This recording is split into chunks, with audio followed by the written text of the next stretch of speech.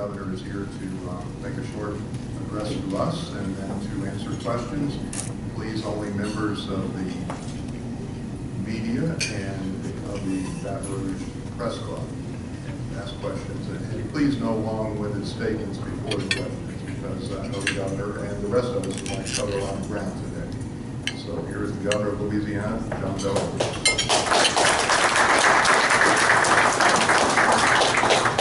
Thank you, Jim, and the Press Club for hosting this event, and I'm glad to be back with you all again.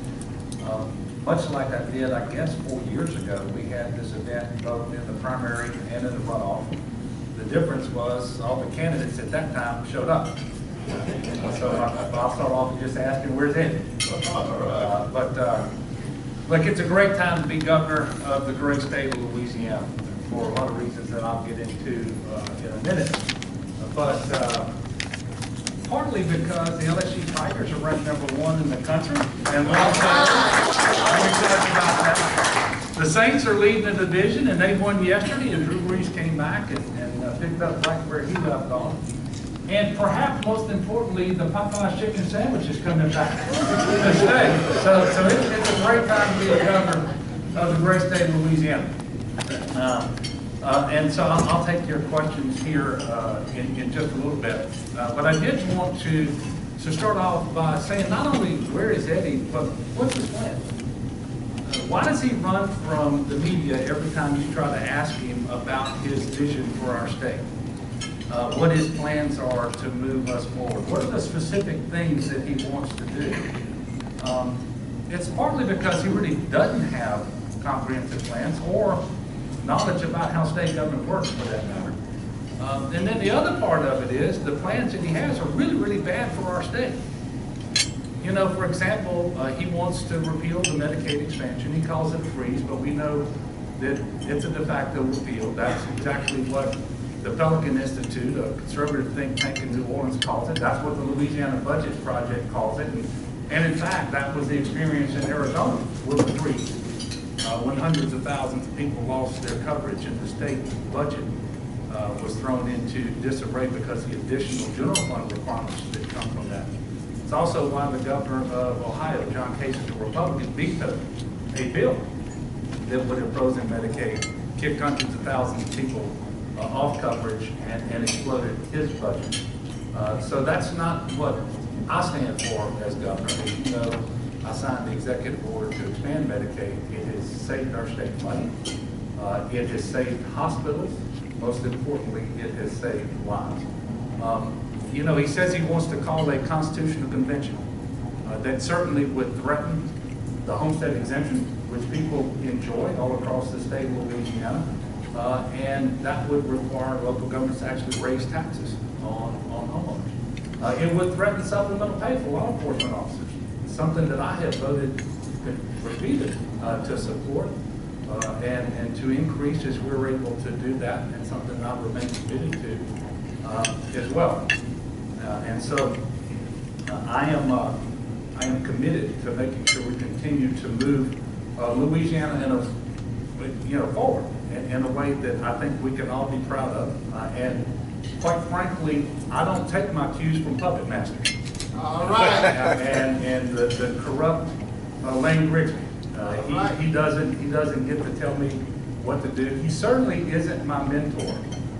And I don't look to him sitting on any sort of throne to give me a directive as to how I'm supposed to govern the great state of Louisiana.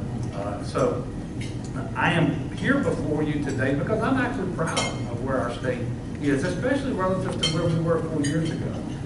You will remember the largest budget deficit ever in the history of our state. It exceeded $2 billion. That's what I walked into, despite the fact that my predecessor had inherited about $1.5 billion in surplus. But we're doing much, much better today precisely because we came together in a bipartisan way. Everything we did required support of the legislature. And on the big issues, a 2/3 vote from a legislature that had a Republican majority in both the House and in the Senate. And we were able to do it. Unlike what you see in Washington, that is gripped by hyper-partisanship and the dysfunction that has resulted from that. But we have moved forward. We now have run 3 consecutive surpluses. This most recent year, a $500 million surplus after a $600 million tax cut, because our economy is performing so much better. How much better? It's the largest in the history of our state, measured as it always is by GDP. Happens to be growing at the 10th fastest rate in the country, #1 in the Southeast. Personal income is at the highest levels in the history of our state. Grew 4.9% in the second quarter. And we know that unemployment is the lowest in almost 12 years at 4.3%, more than 2 full percentage points lower than when I became governor. We also know, and by the way, fact check everything I just said. Go to the U.S. Bureau of Economic Analysis, go to the U.S. Department of Labor, and fact check those things, because you would be excused if you were confused, because my opponents and his supporters lie so often about those things. We announced also just a few days ago that the number of jobs in New Orleans finally back to pre-Katrina levels, and the number of jobs here in the Baton Rouge region, the highest ever recorded right here in Baton Rouge. So our economy is moving forward. We're doing better. And as a result of that, we now have more stability, and we have the ability to make needed investments, especially given that over the 8 years before I became governor, under Bobby Jindal, the state of Louisiana cut support for higher education more than any other state in the nation, while raising tuition more than any other state in the nation. An absolute disastrous recipe. So we're doing better. The Medicaid expansion is a big reason why. It helped us address the budget deficit. It saved us more than $300 million in the first 2 years. Simply put, someone uninsured costs the state more than somebody who's eligible for Medicaid through the expansion. Because it's 40 cents on the dollar from the from the general fund for care for someone who's uninsured, and it's 10 cents on the dollar from a statutory dedication to someone who is entitled to and eligible for the Medicaid expansion. Well, we also know that we haven't lost a single hospital in the state of Louisiana. Unlike what has been the case across the South and all the other states who didn't expand Medicaid, where they had literally closed by the dozens. We have the lowest percentage of people uninsured in our state's history. It's 8%. It's less than half of the uninsured rate when I became governor. It is lower than the national average of 8.9%, by the way. And so we're making tremendous progress there. Most importantly, it's saving lives, because working poor people now have health insurance, and they have the opportunity to seek primary care and preventative care that they didn't have before. Diseases are diagnosed earlier. Treatment starts sooner. They are restored to health. They get to keep working to support themselves and their families. And in many cases, they get an opportunity to live.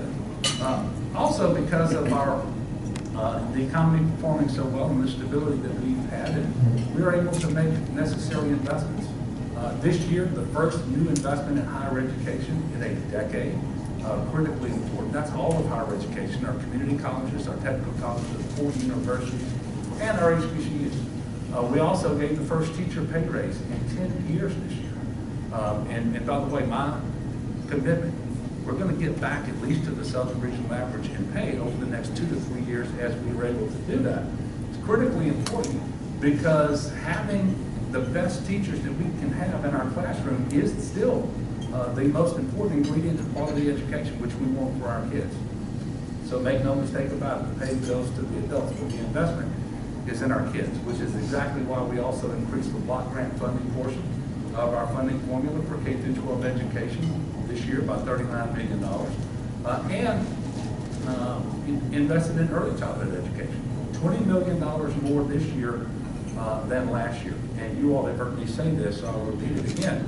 My #1 priority for new investments in education next year and going forward in the second term will be in early childhood education. I think that's critically important to eliminating the achievement gaps that have plagued us for too long, and improving educational outcomes across the board.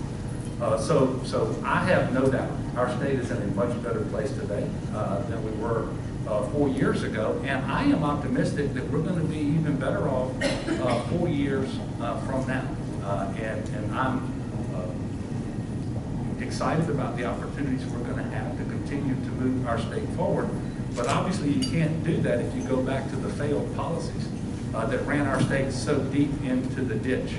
And that is exactly what Mr. Risponi promises to do.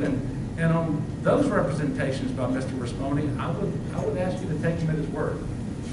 Most of the rest of what he says, you would be entirely within your rights to just disregard. But on those things, you should take it. So I will be happy now to take your questions. Yes, sir. There's been a concerted effort by the RGA, Eddie Risponi, President Trump, the state Republican Party to beat you as anti-Second Amendment. Is there any concern that if people just keep hearing that message over and over again, that it's going to sink in and eventually people will start viewing it that way? Well, first of all, I know from the way you asked the question, you know better.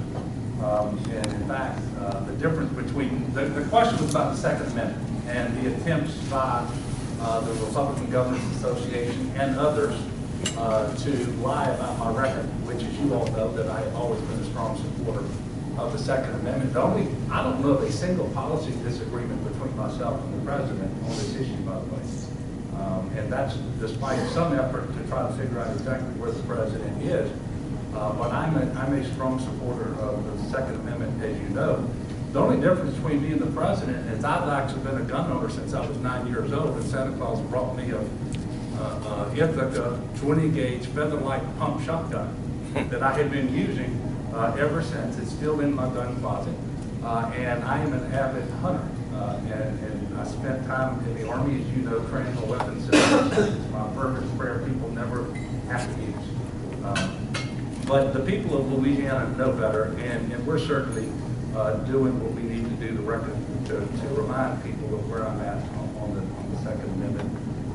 And so I don't really have a fear. It's something that they do in every race. It's boilerplate stuff. It doesn't matter whether it's a lie. They just say it. And by the way, that's consistent with what they're doing generally. Yes, sir. The parishes with the highest ratios of Medicaid expansion are primarily the rural northern parishes, which you lost substantially. Why do you think that is? Well, it's a partisan issue, and I think those voters have been going that direction for a while. But you're right, and it's lost on a lot of folks that Medicaid expansion, right now we have about 459,000, I think it is, around the state. And the rural parishes have smaller numbers, but a bigger percentage of people who are actually covered, which is why this is so terribly important for rural hospitals.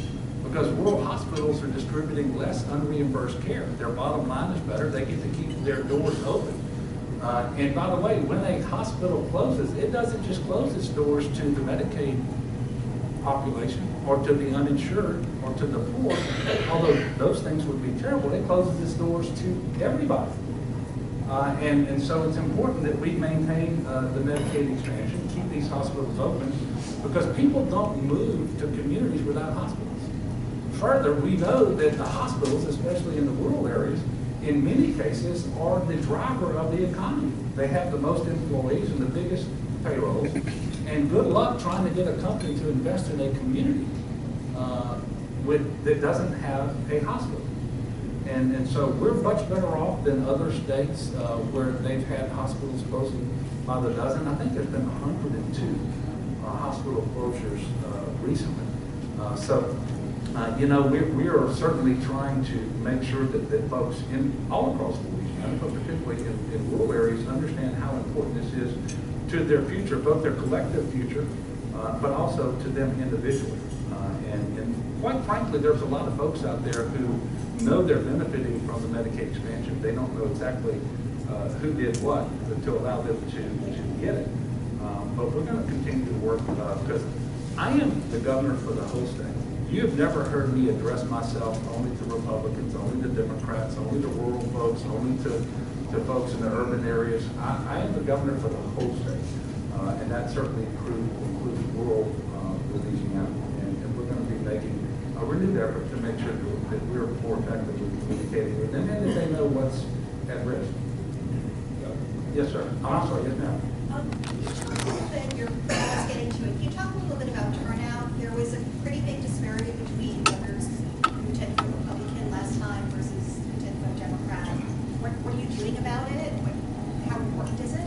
Well, I mean, obviously turnout's important. Anytime you have a goal to get at least 50% plus one of the voters, you have to make sure that your voters go out. You know, the turnout was actually about what we expected it to be. And by the way, the polling firm that works for me showed me at 47% in the week of the election, which is what we got. Obviously, we are working extremely hard, as does every candidate in every election, to make sure that people who want to vote for me, who will vote for me, actually get out and vote. And so we're doing that. You know, ask if it's important. You know, it's obviously important. Can you tell us any details? I'm sorry. Can you tell us any details about the effort compared to last month? Well, we now know more about who voted in the primary and who didn't relative to people who voted previously. So we have an enhanced ability to target different folks that we're able to do through phone calls and door knocks. And I mean, it's just typical things that happen in every election.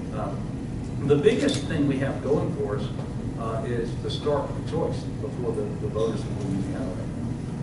You know, before we had 6 candidates on the ballot, 3 major candidates, well-funded. Now it's myself and Mr. Risponi, who is by far the more extreme of the 2 Republicans who were in the race. And so the choice is much clearer. That is in order to our benefit, and I sense that because of my travels around the state since the election, and I have a pretty good idea of what's going on out there, and what how I believe voters are going to act in this next election, which obviously voting starts this coming Saturday with early voting. Yes, sir. How good are your chances of winning over those Ralph Abraham voters from the first time around? Well, we're going to win enough of them. You know, I'm looking for 3%. Mr. Risponi's looking for 23% based on the results in the primary. And so we're going to win over enough of them because, quite frankly, many of his voters are people who would have voted for me, did vote for me 4 years ago, but for the fact that he was in the race, he was somebody that they knew. He was their congressman and so forth and so on. Mr. Risponi doesn't have that benefit. So we're going to win over enough of them, especially those people who are concerned about health care, because Eddie Risponi's position is so extreme, especially in the rural areas of Louisiana.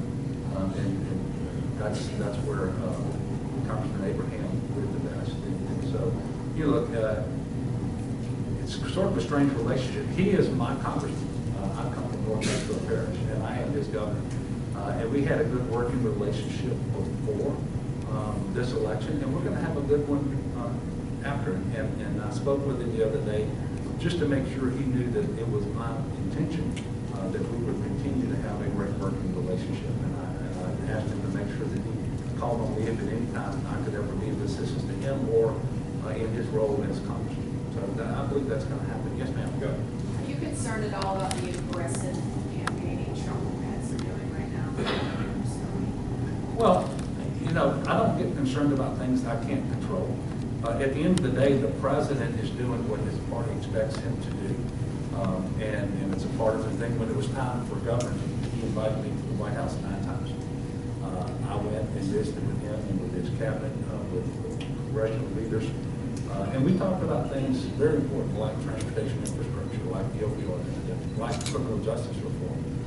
And that day will come around after I'm reelected, and we will be governing again, and I will have a good working relationship with him, because I think that it's incredibly important to do that. You can't be the best governor for the state of Louisiana if you don't have a good working relationship with the president, regardless of the party of the governor or the party of the president. And that was my approach in my first year when President Obama was in office. That has been my approach in this 3 years since then with respect to President Trump.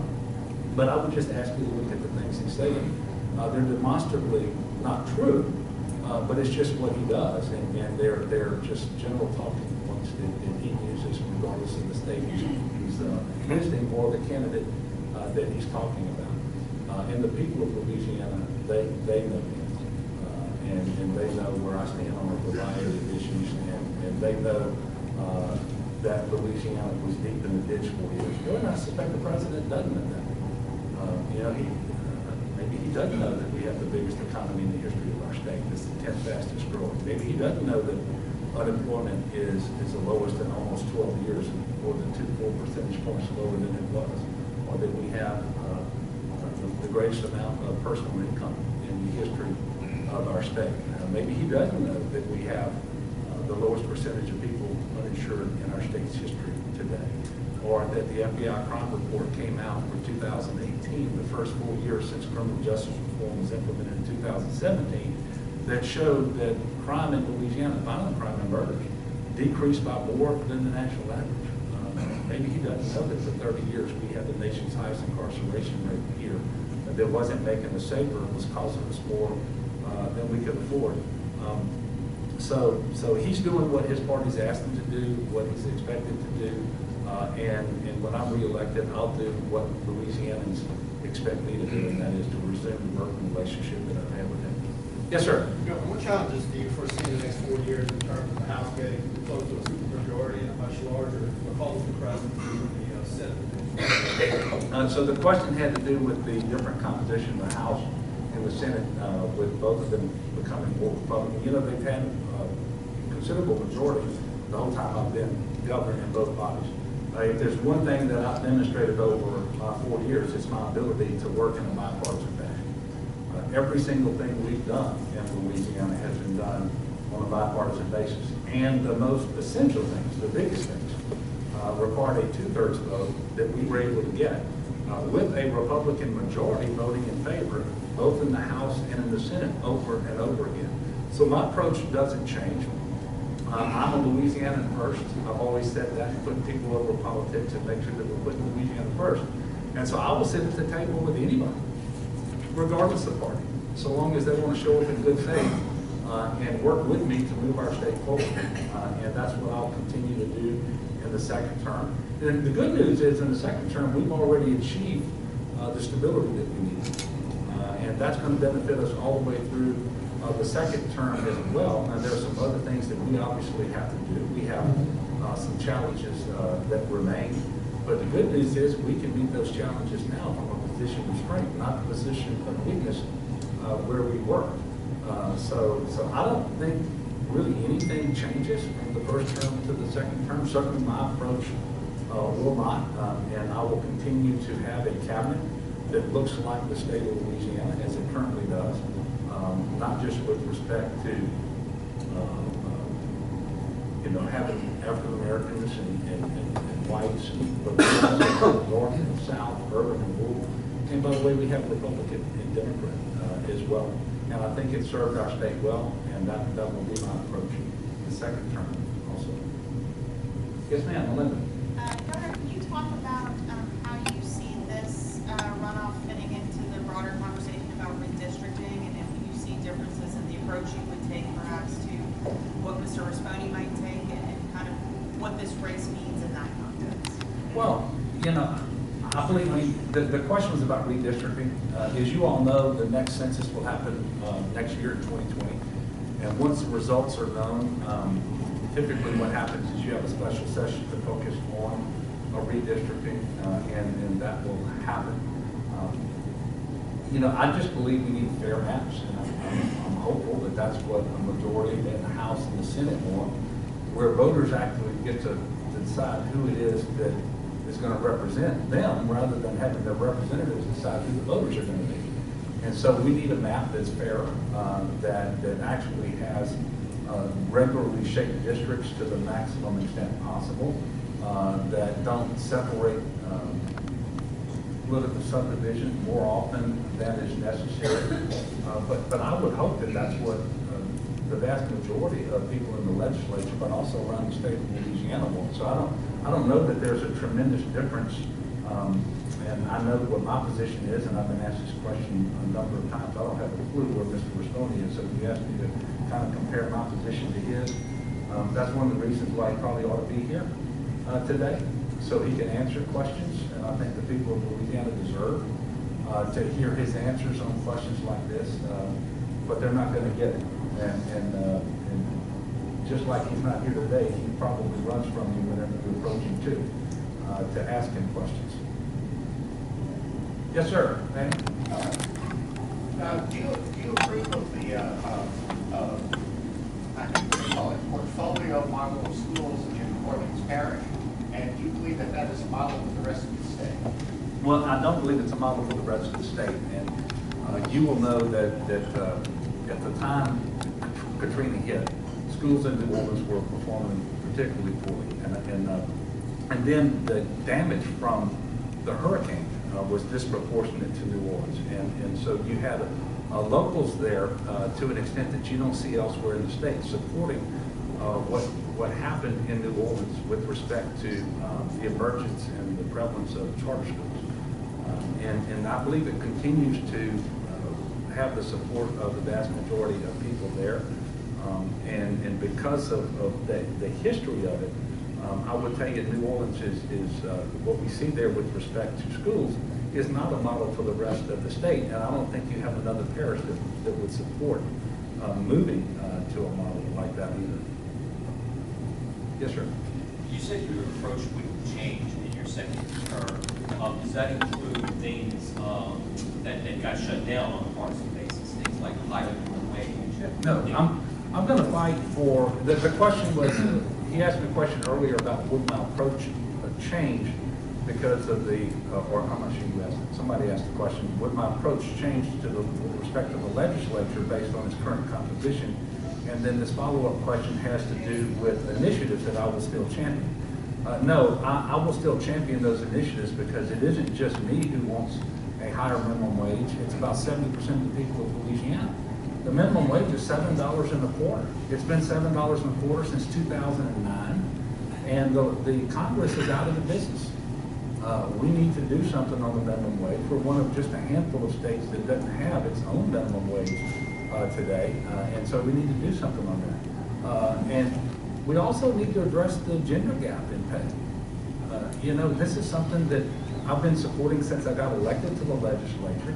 It's something I ran on 4 years ago, and along with the minimum wage increase bills, we've actually run bills every single year in the legislature with legislators who are like-minded on these two topics in order to address equal pay for women.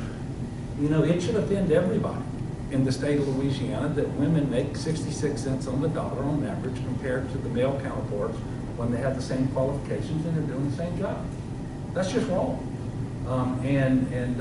For women of color, it's closer to 50 cents on the dollar.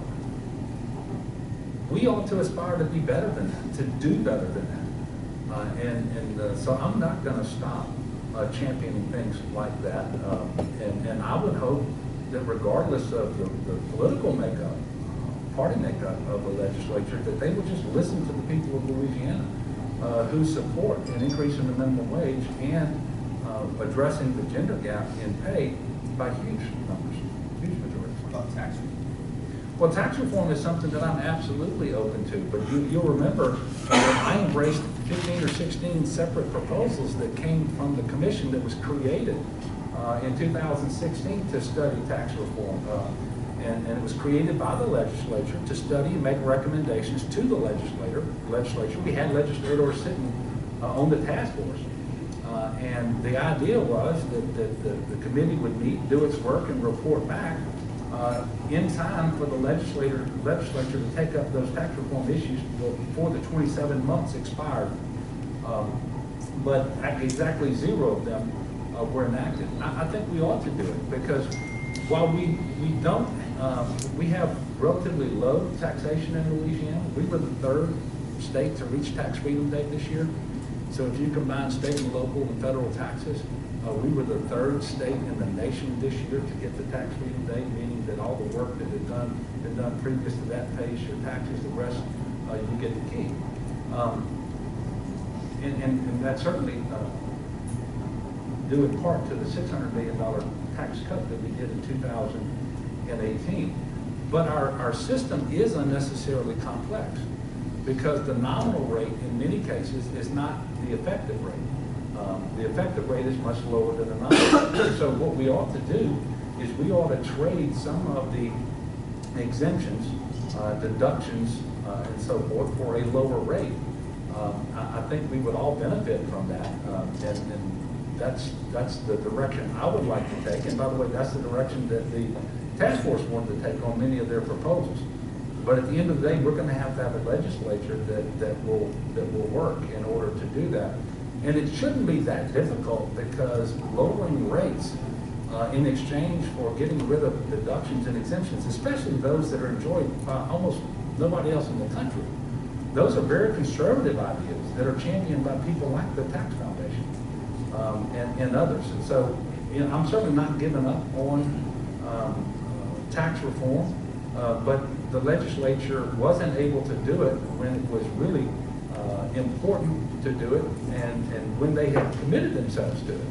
So I don't have any great confidence that now that we have a period of stability and economic growth, where we are once again funding our critical priorities, that the legislature is all of a sudden going to say, okay, now is the right time to do tax reform. Yes, sir.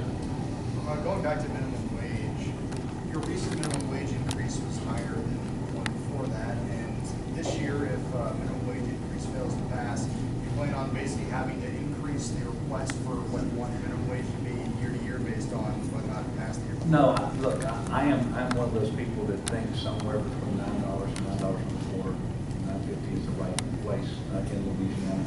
Even if it takes a couple of years to get there, that would make a big difference for people. What I say is a moderate but meaningful increase in the minimum wage. That's what I'm talking about. By the way, in the states that have done what I'm proposing, they haven't seen a loss of jobs, even entry-level minimum wage jobs. That's not been their experience.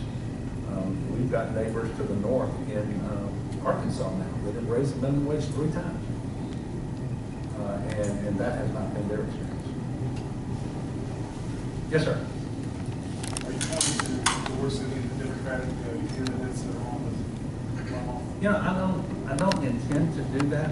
It's not something that I have done with any frequency since I've been governor. It's just, first of all, I think endorsements are the most overrated thing in politics. People don't really cotton to having folks try to tell them who they should vote for and why. And so it's just not something that I'm intending to do. Mr. Hightower. It was a hot issue last year in the legislature, and do you have any plans to, in the next 4 years, to address the high rate of automobile insurance? Okay, so you lost auto. I couldn't hear you. Oh, you couldn't No. hear. But somebody over here heard just, and I think you were asking about automobile rates? Yes, I'm Insurance just rates? wondering if you have any plans in the next 4 years to address the high rate of automobile insurance. Thank you. So the question has to do with automobile insurance and the high cost in Louisiana, and it is too expensive. But I am mindful that we actually have had several premium cuts in Louisiana, especially over the last 2 years. State Farm has cut premiums 4 times in 2 years for a 10% reduction. We've also had reductions by Farm Bureau and Progressive, and together they make up the lion's share of the market in Louisiana. And so while they're too high, they are moving in the right direction. There are some things that we ought to be able to do. Some of them are regulatory, by the way, John. We just should not allow an insurance company to charge a widow more because she's a widow when she has a superior driving record. But we in fact allow that to happen. We allow them to charge blue collar workers more when they have superior driving record. We allow them to charge poor people more. So if you have a poor credit history but a great driving record, you still end up paying more for your insurance. And we should not allow that. And that comes from a regulatory approach. I will tell you that I think there are some things that we could probably do through the legislature as well. Whether they translate into lower premiums, I'm not sure. As you may recall, this last year there was a bill called the Omnibus Premium Reduction Act. The problem with the bill is there was not a single line in it that required a premium reduction. And the people who were promoting the bill were testifying in other committees that there wasn't anything the legislature could do that would actually guarantee lower premiums. But there are some things that we ought to do regardless. Some things, by the way, that I have supported since my first term in the legislature. Because one of the things in that bill would double the prescriptive period, which I believe would lower the amount of actual litigation, because we have the shortest prescriptive period in the country. And it would allow more times for those cases to be resolved before attorneys ever get involved, and then you would not have that transactional cost of having that file leave an adjuster's hands to go to an attorney's hands. And I think there's some other things that can be agreed to. In fact, there was a compromise bill this year that I think right at half of the things in the bill that didn't make it were agreed to in compromise, and the author of the bill said no, he would rather have nothing. Which, by the way, I've been in Baton Rouge for 12 years now. It's a good day when you can get half of what you're trying to get in a piece of legislation, which is a really good indicator that they weren't trying to achieve any real results here with respect to that bill. They were looking for a campaign issue. But I do think there are some things that we can do. And we especially have to try to figure out, because we have one legal system, for example, but we have automobile rates going one direction, down, and we have some commercial rates going up. And we have to really figure out why and make sure that we are working to change that, bring in more competition, have more carriers in Louisiana competing with one another. I think that actually drives down premiums. So there's some work to do, and I'm committed to doing it. It's one of the reasons I established the Research Council in the trucking industry, so that they can go out and compare and contrast Louisiana and other states, see what has worked elsewhere in order to bring in more competition and to lower rates. Yes, ma'am. There's been a lot of talk about the medical marijuana program that's underway. Tell me how's that going and how you feel about that. And also recreational use. A lot of states are using that as well. How do you feel about that? So the question was about the medical marijuana program in Louisiana and about recreational marijuana. I'll get to the second part first. I am not in favor of legalizing recreational marijuana in Louisiana. And I don't believe we're anywhere close to having a majority of the people in Louisiana or a majority of people in Baton Rouge in terms of the legislature to do that. I did and do support legalized medicinal marijuana when it is recommended by a physician for certain medical conditions. I just believe that it ought to be available to the patients. And you know, one of the reasons that I came to this conclusion is we had a lot of people who were being told here in Louisiana that the medicines that were available were not helping with their conditions, and especially if it related to young people who had, for example, seizure disorders. And they had exhausted all of the medicines that the doctors had prescribed, and being told, well, you know, it's quite likely that medical marijuana would help, but you can't have it in Louisiana, so you need to consider moving. Well, I don't think we should ever do that to people in Louisiana, so I support it and continue to support medical marijuana here in Louisiana. And it's been available for a relatively short period of time, but it appears to me that the product is available in the 9 pharmacies that have been licensed to dispense it for the medical conditions that were approved by the legislature. And we're going to be getting reports over time as to how that program is working. But the reports that I've received, and relatively limited because it's only been in existence for a short period of time, are actually pretty positive about the people who are coming in and actually availing themselves of medical marijuana, and the doctors who are participating in it and so forth. And it appears that the contracts that the LSU Ag Center have is working properly now, and I know that Southern is supposed to be in a position here very soon where their product is going to actually be on the market as well. Lanny? To the extent that I can discern, your opponent wishes to make some major changes, maybe, in the management of higher education. Do you feel that there are any significant changes we should make, considering that we have a large number of presidents and chancellors and so forth at very high rates today? Well, the question was on higher ed governance, and this is not something that I believe we should change. If you look around the country, there is no best practice for higher ed governance.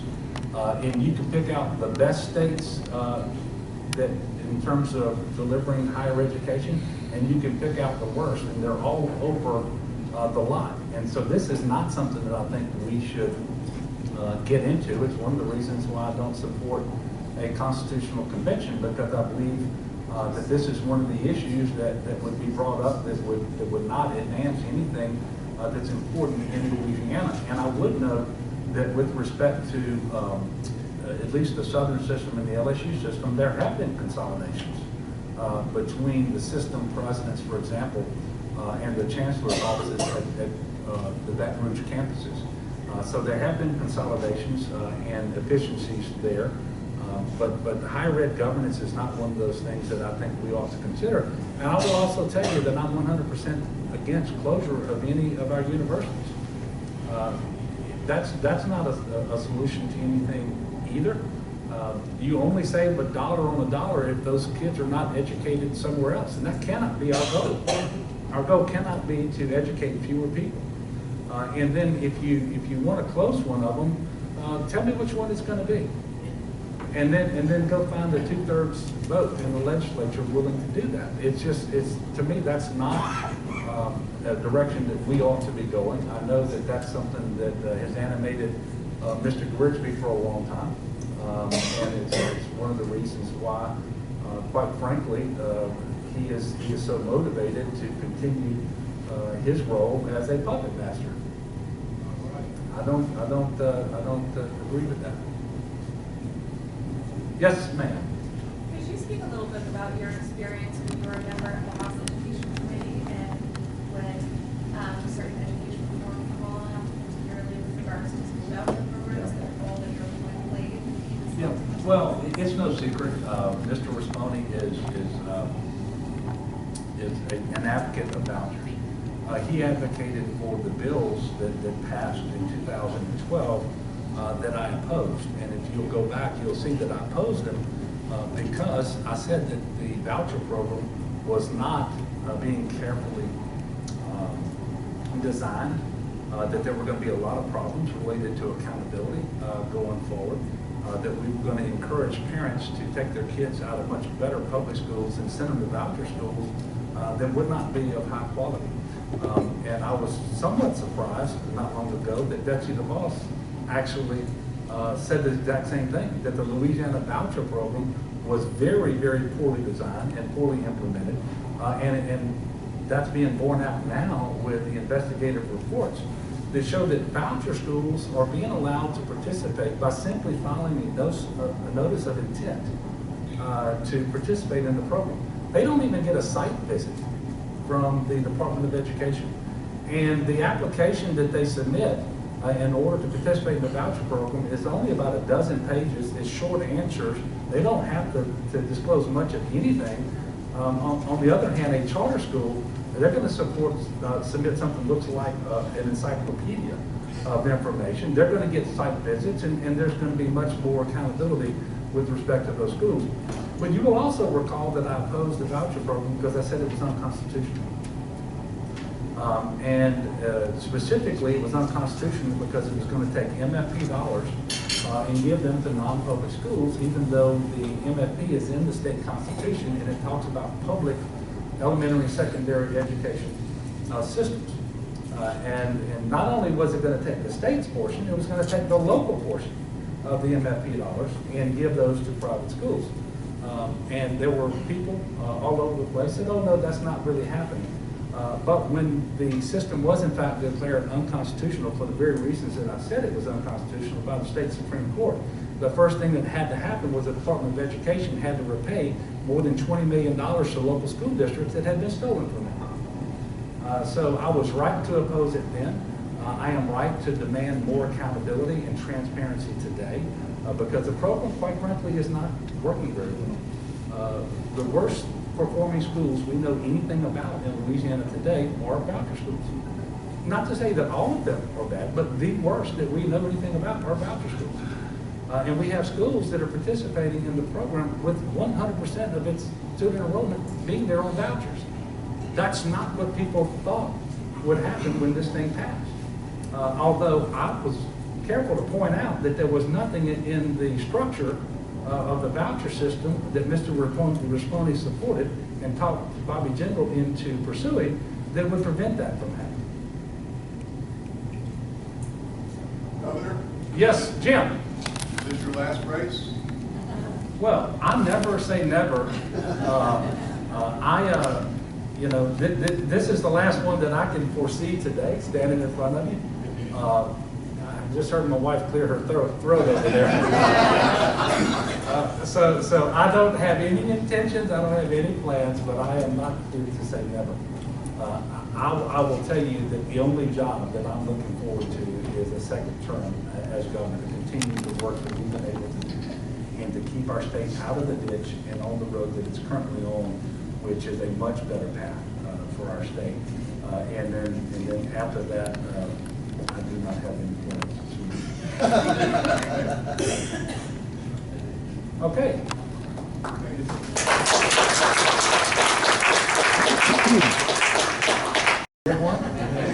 Just know that if I were going to give a closing statement, I would once again ask you, where is Eddie?